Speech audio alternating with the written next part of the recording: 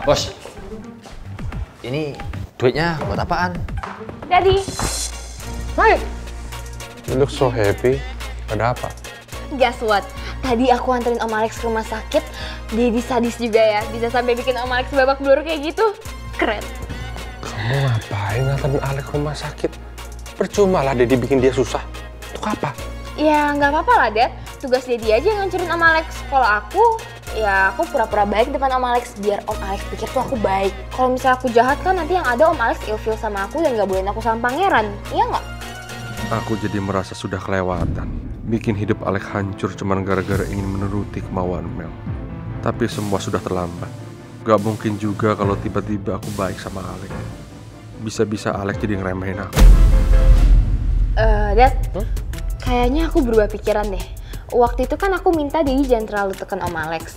Kalau sekarang aku mau Daddy tekan Om Alex terus sampai dia nggak bisa apa-apa. Nanti pas dia udah jatuh, aku bakal acting pura-pura baik ke dia, biar Om Alex sama Pangeran berutang budi sama aku. Gimana, Dad? Oke banget kan ide aku? I'm so tired today. Jadi istirahat dulu ya. See you tomorrow, honey. Bye. Bye-bye.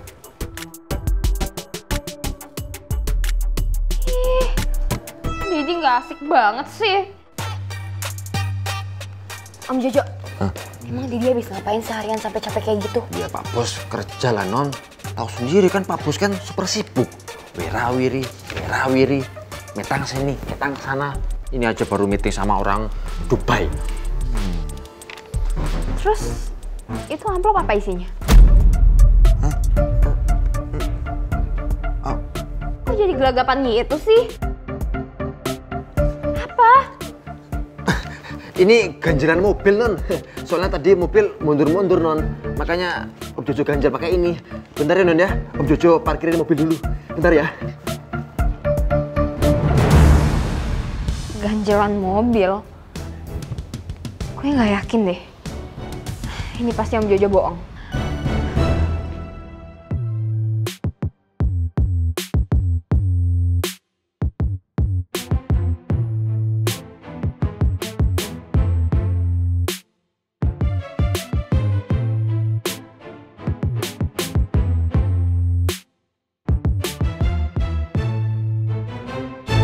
Sebegitu galaunya lu gara-gara Citra. Tahu nih Ci, belakangan ini si Citra sikapnya berubah mulu. Gak kayak Citra yang gue kenal. Iya, gue paham. Tapi gue gak berniat untuk menggurui lu nih. Sejauh yang gue tahu, kalau kita menghadapi cewek yang lagi ngambek, itu harus dengan kepala dingin. Kita nggak boleh ikut emosi. Karena yang udah-udah, kalau kita ikut emosi, hubungannya malah makin hancur, bukan malah makin baik. Enggak lah. Ya itu sih saran aja dari gue.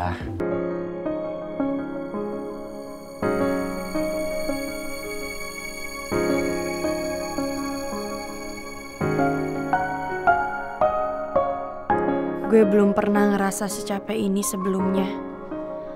Semoga gue selalu diberi kekuatan buat jalanin semua ini. Demi ibu.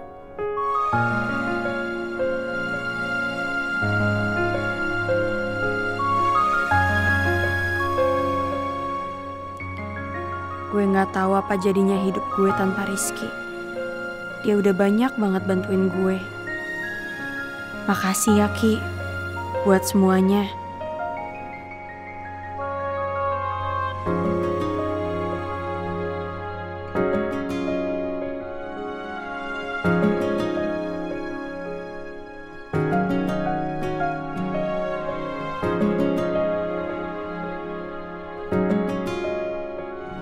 Put, lo nggak ketiduran kan? Enggak. Takutnya lo ketiduran lagi. Ntar kan nggak lucu kalau lo jatuh. Sini tangan lo.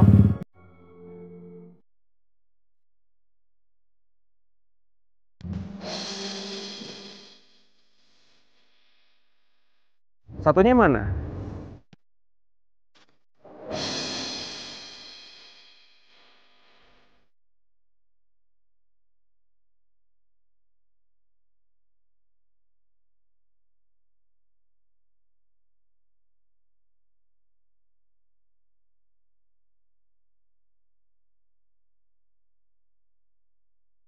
Nah, kalau kayak gini kan jadinya gue nggak takut lagi kalau lo bakal jatuh dari motor.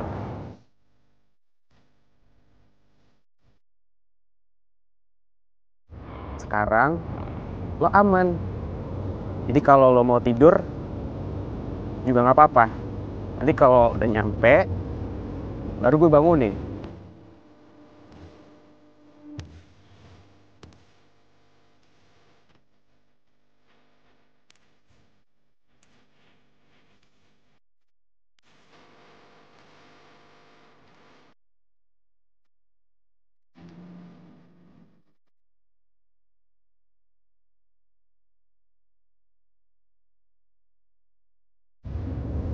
Tidur yang nyenyak kayak cantik. Biar lo bisa lupain semua masalah berat lo. Walaupun itu cuma sejenak.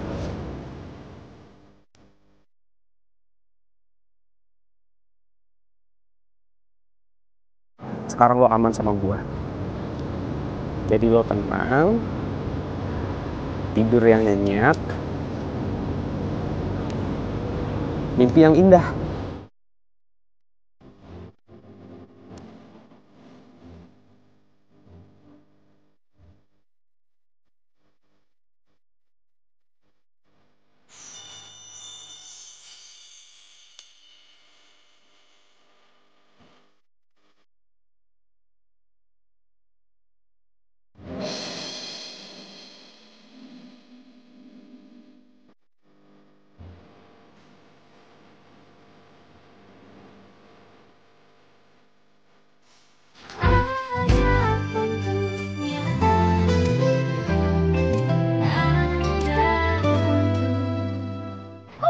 Hindarin aku gitu sih?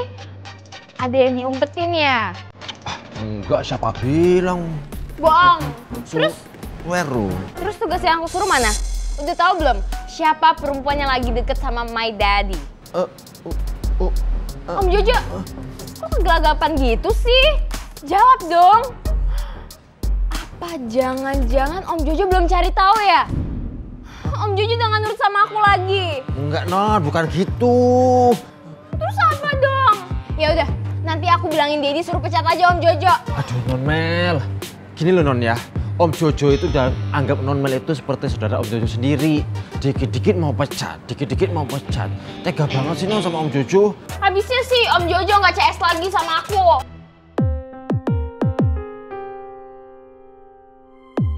Aku merasa kelakuan Mel semakin kelewatan.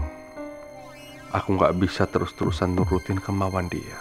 Yang makin lama makin gak masuk akal. Apa yang harus aku lakuin supaya Mel gak bertindak semakin jauh? Kalau Pak Raymond tuh sampai rela nyakitin orang lain demi untuk mengikuti kemauan anak Bapak, Pak. Itu artinya Pak Raymond setuju kalau anak Bapak itu berbuat tidak baik loh, Pak. Anak kita tuh tergantung cara kita mengajarkan juga memupuk mereka dari kecil, Pak. Kalau kita ajarkan mereka hal yang baik, anak kita pasti bakalan jadi anak yang baik. Tapi kalau dari kecil kita pupuk, kita ajarkan hal yang tidak baik, Bapak bisa bayangkan kan anak kita bakalan jadi seperti apa?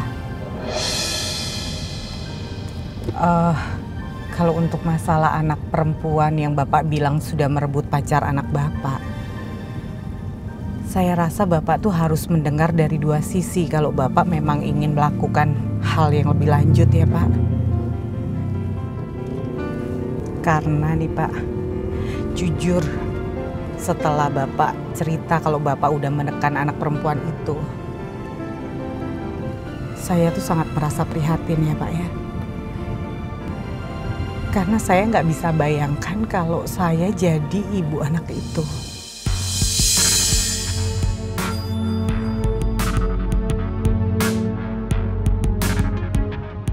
Saya pasti bakalan sedih, Pak.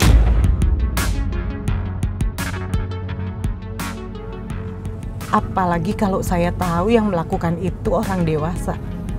Yang seharusnya sudah bisa berpikir juga bertindak dengan bijaksana kan, Pak?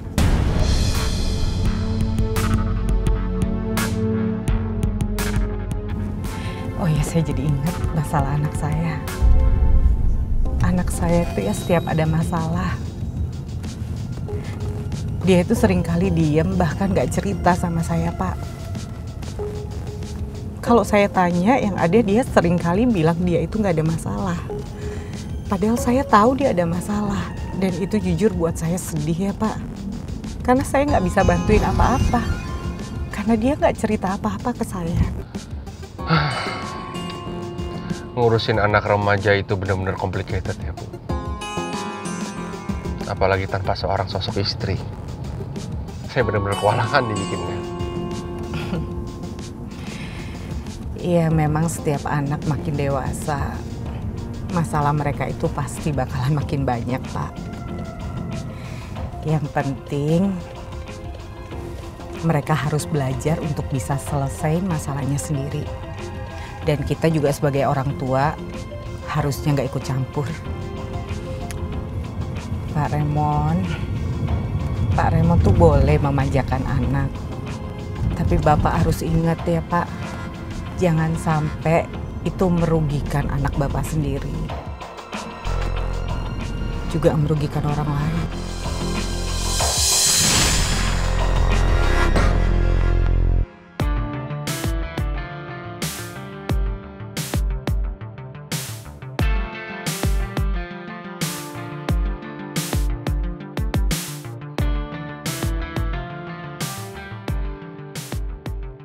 Cuma Bu Nawang yang omongannya bisa menghipnotis pikiranku. Aku memang membutuhkan sosok Bu Nawang untuk jadi pendamping hidupku. Dan aku yakin sekali, kalau Bu Nawang bisa jadi ibu sambung yang baik untuk Mel. Dan Mel pasti akan jadi anak yang lebih baik. Assalamualaikum. Waalaikumsalam, Put. Bu.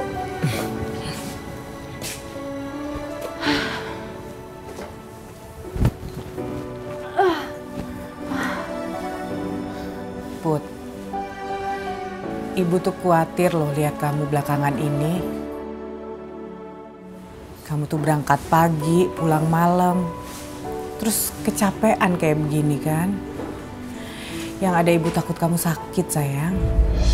Aku banyak aktivitas kampus yang harus diikutin, Bu. Belum lagi tugas aku juga numpuk banget dari kampus. Kalau tugas kan kamu bisa kerjain di rumah, Put. Jadi kamu juga bisa istirahat di rumah. Ibu selalu perhatian sama gue. Tapi gue belum bisa cerita semua ke Ibu. Malah gue harus bohongin Ibu. Tapi gue juga gak mau kecewain Ibu.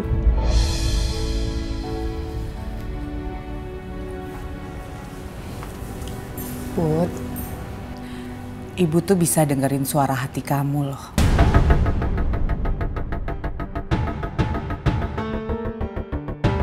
Kamu lagi ada masalah ya?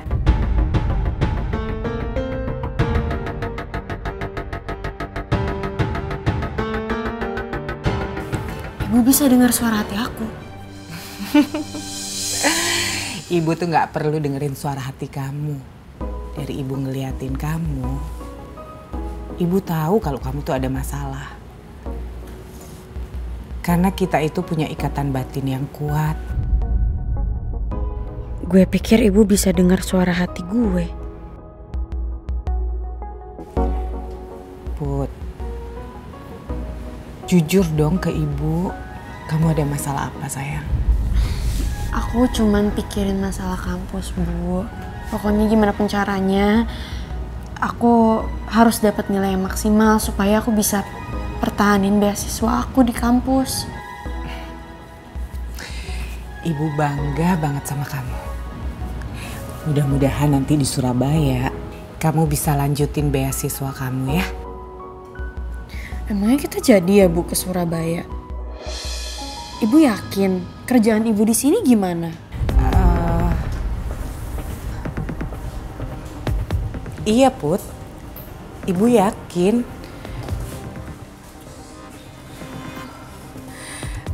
Lagian kan Ibu tuh dapat tawaran kerja yang di Surabaya, Put. Jauh lebih bagus daripada yang ibu kerjain sekarang. Udah gitu gajinya juga lebih tinggi. Put, ibu kan udah tanya-tanya tentang kampus di Surabaya. Kampus di Surabaya itu ternyata banyak loh yang kualitasnya gak kalah sama Bunga Bangsa. Jadi buat ibu, ini peluang yang bagus juga buat kamu.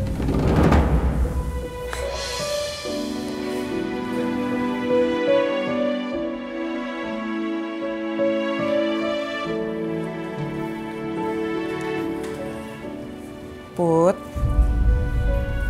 kamu nggak mau pindah ke Surabaya?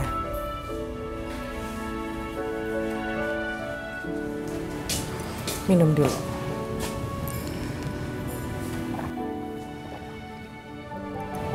Sini aja. Aku mau ikut aja kok sama ibu kemanapun ibu pergi. Karena aku juga yakin keputusan ibu pasti yang terbaik juga buat aku. Ibu senang.